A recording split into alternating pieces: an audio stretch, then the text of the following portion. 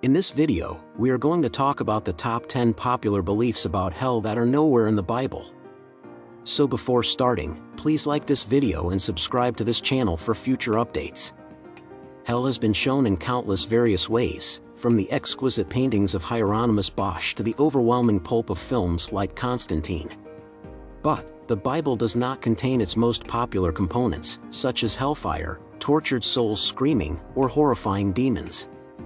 Today's depictions of hell are the consequence of hundreds of years of art, religion, and imagination, just to how our conceptions of angels evolved. Greeks believed in a hellish afterlife called Tartarus, and Christian authors and painters greatly borrowed from its intricate mythological framework. Here are the top 10 popular beliefs about hell that are nowhere in the Bible. Number 10. Not that many people will go to hell. The issue of the extent of God's kindness is a perennial problem in Christian apologetic.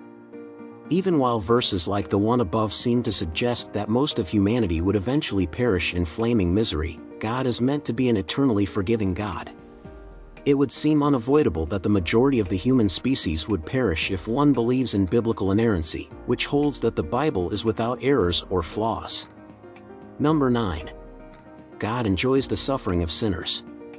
The Bible contains various depictions of God. He occasionally exhibits extreme rage, a desire to damn everyone in his path, and a complete lack of interest in seeking forgiveness or reconciliation. At other times, he acts like a kind father who only wants the best for his kids.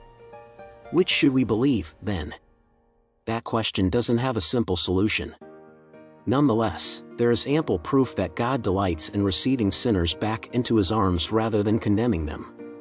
Number 8. Purgatory is an alternative to hell.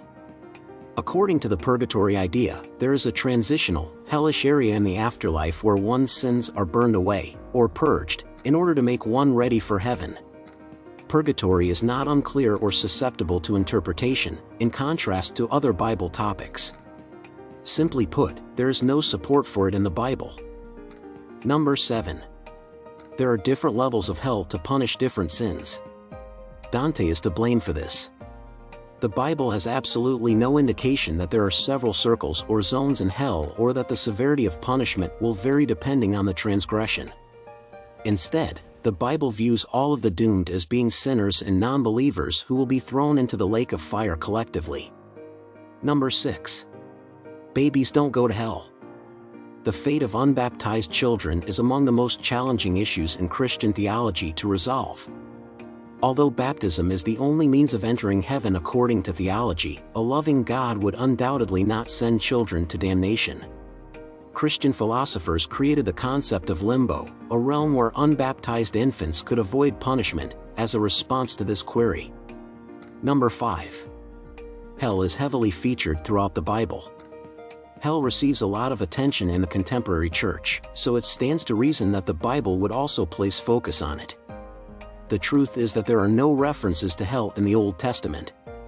The terms Sheol and Gehenna are mentioned in passing, but they have little in common with the Christian understanding of hell. Number 4. Satan rules hell. Ha-Satan, which translates to simply the adversary, was Lucifer's previous name. The origins and capabilities of Satan are not clearly described in the Bible.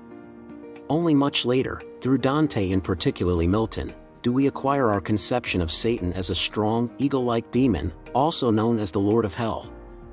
Hell is recognized in the Bible and in all popular post-biblical theology as Satan's prison, not his dominion. God is in charge of both heaven and hell. Number 3. Hell is eternal. This is possibly the most widespread myth about hell. Christians who follow the fire and brimstone school of thought are likely familiar with the term everlasting torture. Yet, a sizable group of theologians hold the view that the Bible endorses the teaching of annihilationist. Number 2. People are sent to hell on the basis of their actions. The importance of good works versus God's grace has been one of the most divisive topics in Christian history. According to the Gospel of Works, we must carry out good deeds in order to enter heaven. According to the Gospel of Grace, God places us according to standards that are outside of our comprehension or control. Number 1. There are people being punished in hell right now. Many Christians think that when we die, God will judge us and either send us to heaven or hell. Children who are Christians worry for the dead and pray that they are not in the lake of fire. It seems that God doesn't operate in that manner. God delays judgment till the last day instead.